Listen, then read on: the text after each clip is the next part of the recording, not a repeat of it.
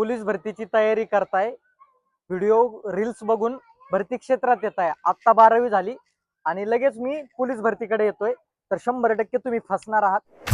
हो, तुम्ही बरोबर ऐकले, 100% तुम्ही फसणार आहात. मित्रांनो, सर्व जाणून घेतल्याशिवाय या क्षेत्रात तुम्ही येऊ नका. तेच त्यावरच आज व्हिडिओ असणार आहे. पूर्ण व्हिडिओ सर्वांनी शेवटपर्यंत नक्की पाहायचा आहे. तुम्हाला 100% क्लिअर होणार आहे की आपण इकडे यायला पाहिजे किंवा कसे. चला वेळ न घालवता आपण सुरू करूया. नमस्कार, मी अमोल दैफळे. आज पाहणार आहोत आपण पोलीस भरती कुणी करावी आणि किती वेळ करावी. तर मित्रांनो, खूप महत्वाचं असतं. आपण कुठल्याही क्षेत्रात जातो, ठीक आहे, काही 12वी झाल्यानंतर सायन्स केलंय, कुणी आर्ट केलंय, कुणी कॉमर्स केलंय, जे ते ज्याच्या त्याच्या वेळेने तयारी करत आहेत.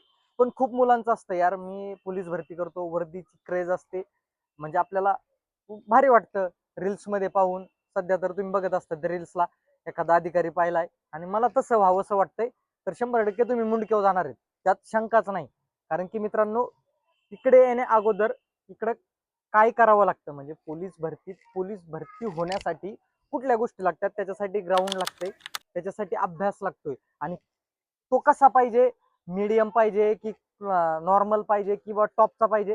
तर मित्रांनो, एकदम टॉपचा पाहिजे. कॉम्पिटिशन खूप वाढत आहे, कारण की प्रत्येकालाच वाटते मला गव्हर्नमेंट जॉब भेटला पाहिजे आणि प्रत्येक जण अकॅडमी जॉईन करते ज्याच्या त्याच्या सोयीनुसार. पण मित्रांनो, आपण ह्या क्षेत्रात येण्याआधी आपण ग्राउंड करू शकतो का? 1600 मीटर आपल्याकडून रन होईल का? म्हणजे केलं तर सगळं शक्य आहे, पण होईल का? आपण तेवढं त्याच्यासाठी देऊ का? तेवढा वेळ आपल्याकडे आहे का? तेवढं डेडिकेटली आपण बसू शकतो का अभ्यासासाठी? जरी कॉन्स्टेबल साठी तुम्ही अप्लाय करत असाल, त्याच्यासाठी तयारी करत असाल, तर मित्रांनो इथे पण 6-6, 7-7, 8-8 तास बसावं लागतं डेली. मंथली ऍव्हरेज काढावं लागतं तुम्हाला 6 तासाचं, 7 तासाचं. पण ते पण नुसतं खुर्चीवर बसून काम होत नाही, त्याच्यासाठी प्रेझेंट ऑफ माइंड पाहिजे आपण तिथे. ह्या गोष्टी जर तुमच्याकडून शक्य असेल, तुम्ही त्याच्यासाठी, ठीक आहे, मला माहिती आहे कॉम्पिटिशन एवढी आहे, एवढं मेरिट लागते, 95, 92, 90 प्लस मार्क मला लेखीला घ्यायच्यात, 45, 43 ग्राउंड घ्यावंच लागेल, तेव्हा माझं सिलेक्शन होईल.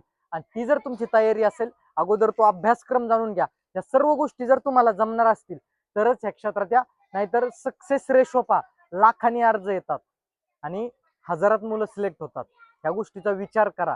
ठीक आहे, तुमच्या गावात 20-25 मुलं तयारी करत असतील किंवा 1-2 मुलं सिलेक्ट झाले असतील त्याच्यातले, मग विचार करा. बाकी राहिलेले 18 जे लागले, तुम्ही त्याचा विचार करू नका, त्याचा 100% विचार करा, जो झाला त्याचा.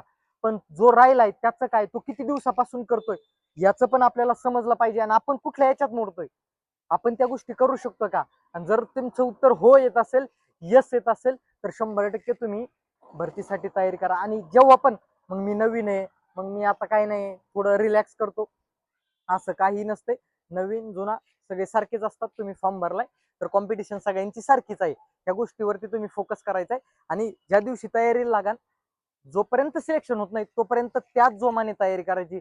अपयश आलं, काय आलं, तर ते पचवायची ती तयारी जर असेल, तरच तुम्हाला या क्षेत्रात द्यायचं. 1-1, 2-2 मार्कांनी रिझल्ट गेलेले लोक पण असतात, त्यांना पुन्हा तयारी करावी लागते, पुन्हा त्या सर्व गोष्टी कराव्या लागतात.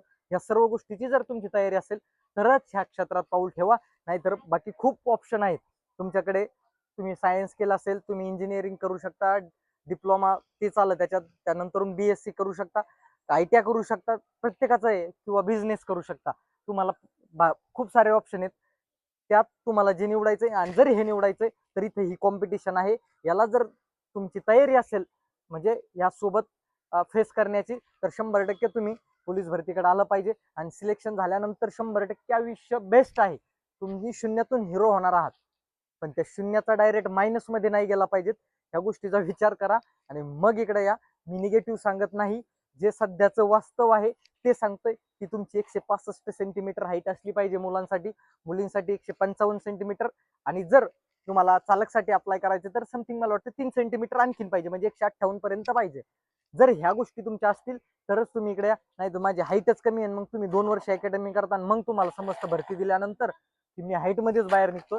तर हे करू नका. बाकी ऑप्शन आहेत, त्यावरती फोकस करा. आणि स्पर्धा परीक्षा 100% जे सातत्याने करतो त्याला यश भेटतं. तुमच्या समोर उदाहरण आहे, स्वतः मी 100% होतं, पण तेवढं तुम्हाला द्यावं लागतं. आणि जर तुमची तयारी असेल तर इकडे येण्यासाठी तुम्हाला खूप साऱ्या शुभेच्छा. चला, आशा करतो तुम्हाला व्हिडिओ समजला असेल. चला, आजच्यासाठी इथेच थांबूयात. आणि जर तुमचे काही प्रश्न असतील तर कमेंट करून नक्की विचारा. 100% त्याला उत्तर देण्याचा प्रयत्न असेल. आणि व्हिडिओ जर आवडला असेल व्हिडिओला एक लाईक करा. आणि फर्स्ट टाइम आपल्या चॅनलवर आला असाल तर सबस्क्राईब करायला विसरू नका. चला आजच्यासाठी इथेच थांबूयात. जय हिंद, जय महाराष्ट्र.